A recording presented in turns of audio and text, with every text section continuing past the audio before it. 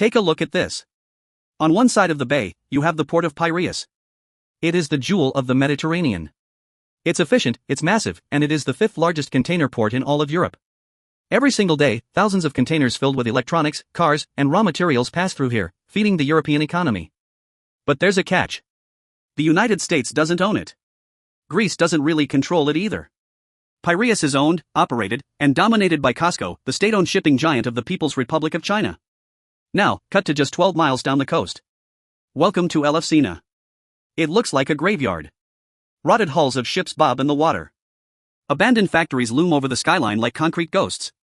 In ancient times, this was a sacred site where Greeks worshipped the goddess of agriculture. Today? It's a symbol of industrial decay. But here is the twist that should make every single investor watching this sit up and take notice. It is January 9, 2026. President Donald Trump is back in the White House, and his administration has just drawn a line in the sand right here, in this rusty Greek backwater. The US government, along with American private capital, is preparing to dump millions of dollars into this dying town to turn it into a weapon. Why? To break China's chokehold on European logistics. This isn't just about shipping containers, guys. This is about energy. It's about who controls the flow of natural gas to Europe. And most importantly, it's about the next phase of the trade war that is going to directly impact the S&P 500, American energy stocks, and the value of the dollar in your wallet. If you thought the trade war was just about tariffs, you're looking at the wrong map. The real war is being fought with concrete and steel in the Aegean Sea. And the winner gets to write the economic rules for the next 20 years. Let's peel back the layers. To understand why Washington is suddenly obsessed with a small Greek town you've never heard of, we have to rewind the clock. We need to look at the crime of 2016. Do you remember the Greek sovereign debt crisis? I'm sure many of you remember the headlines: riots in Athens, banks closing down, the Eurozone almost fracturing. Greece was on its knees. They were desperate for cash. They were begging the European Union and the IMF for help, but the austerity measures were brutal. Greece put its assets up for sale. It was a fire sale. Everything must go. And while the US and Germany were lecturing Greece on fiscal responsibility, China showed up with a checkbook. In 2016, COSCO bought a majority stake, 67%, of the Piraeus Port Authority. The price tag? About 368 million euros. In corporate takeover terms, that is absolute pocket change. It was a steal. Fast forward to today, 2026. For Beijing, that investment has been a roaring success. Revenue at the port has more than doubled, hitting 231 million euros just 2 years ago. Piraeus is now the Dragon's Head, the primary entry point for the Belt and Road Initiative into Europe. Think about the leverage that gives Beijing. If you control the entry point of goods into Europe, you don't just control shipping, you have political leverage over the host country. For the last decade, Washington has watched this happen with a mix of arrogance and horror. They let it happen. But now, the mood has shifted. The geopolitical landscape of 2026 is unrecognizable compared to 2016. We are seeing a Donald Trump who is actively reshaping the world order. Just last weekend, we saw the capture of Venezuela's president, a move that sent shockwaves through the oil markets. The gloves are off. The US is no longer content to just issue angry press releases about Chinese influence. They are moving to counterattack. And that brings us to the Cold War mentality accusation. The Chinese embassy in Greece is furious. They've publicly accused the US of trying to exploit Greece and attacking legitimate investments. They are calling it a Cold War mentality. And frankly, they aren't wrong. This is a Cold War. It's just an economic one. But here is where it gets messy for the Greeks and profitable for you, if you know where to look. Why should a guy in Ohio or a girl in London care about who owns a dock in the Mediterranean? Here is the wallet connection. The US strategy for Elefsina isn't just to build another container port to compete with Piraeus. That would be a losing battle. Piraeus is too big, too established. Instead, the US is playing a different card: energy. Since the Russian invasion of Ukraine and the subsequent total ban on Russian gas, Europe has been starving for energy security. They need liquefied natural gas.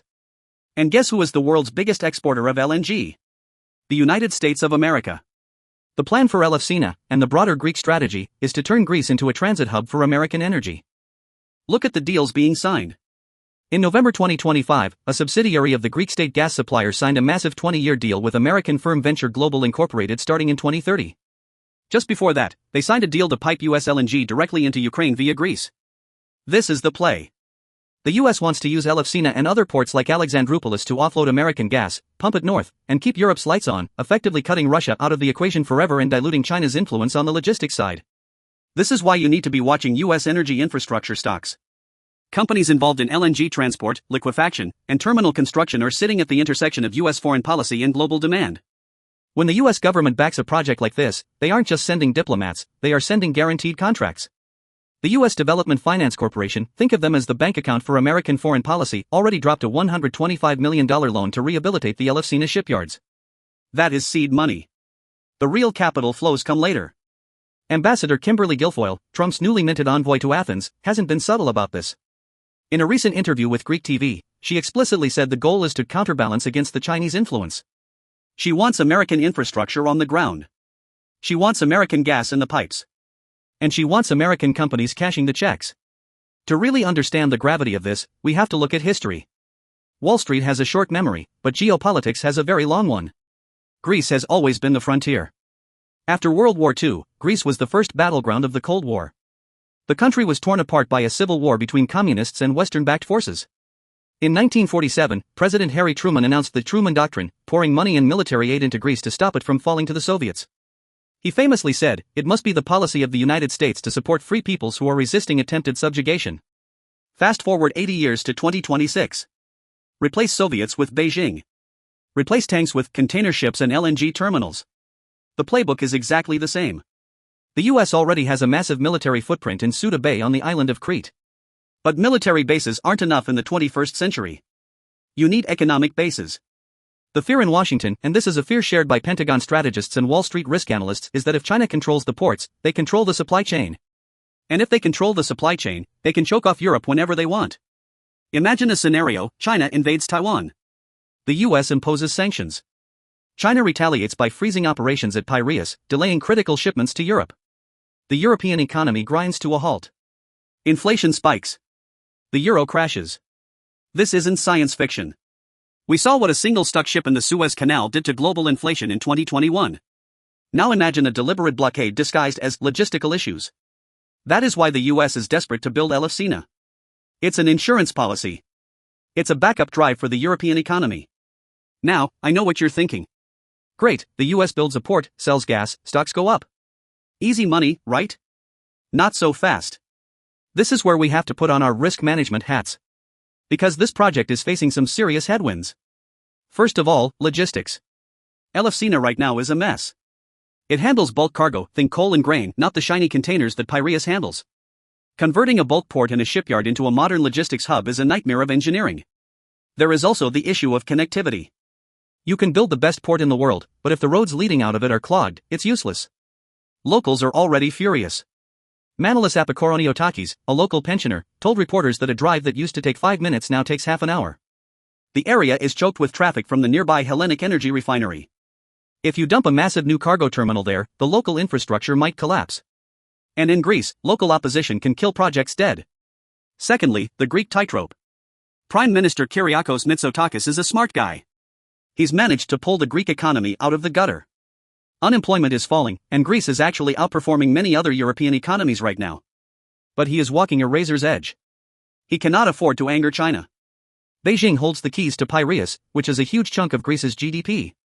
He has to say, yes, we respect the Chinese deal, while simultaneously whispering to the Americans, please give us money for Elefsina. In a Bloomberg interview, he said, there is a way of respecting what has already happened while inviting US capital. That is diplomatic speak for, please don't make me choose. But with the Trump administration in power, choosing might not be optional. The US is known for its with us or against us approach. If the US starts pressuring Greece to restrict Chinese operations at Piraeus in exchange for Elefsina funding, things will get ugly very quickly. So, how does this play out for your money? Let's game theory this out. I see 3 scenarios over the next 12 to 24 months. Scenario 1, the energy hub. The US succeeds in transforming Elefsina and Alexandroupolis into major LNG hubs. The container aspect fails to rival Piraeus, but the energy aspect booms. Result, Greece becomes the battery of southeastern Europe. Winner, US LNG exporters and Greek shipping magnates. Loser, Russian gas interests and Chinese attempts to dominate the energy grid. Portfolio action, long positions on US natural gas exporters and shipping stocks with heavy LNG exposure. Scenario 2, the stalled project. Bureaucracy, local protests, and environmental lawsuits bogged down the Elefsina project.